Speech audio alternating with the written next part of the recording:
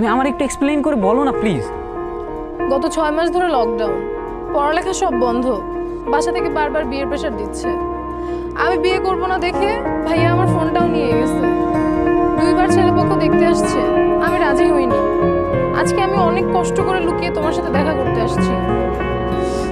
তুমি কি বলতেছো, বিয়ে হয়ে যাবে মানে? আমার তো মাথা কাজ করতেছে না। আমি কি করবো আমার বলো, আমি তোমার বাসায় গিয়ে কথা বলবো? তুমি কি কথা বলবা? তুমি এখন স্টুডেন্ট। তাহলে আমি কি করবো? আমি তো কিছু বুঝতেছি না, আমার কি করার আছে আর?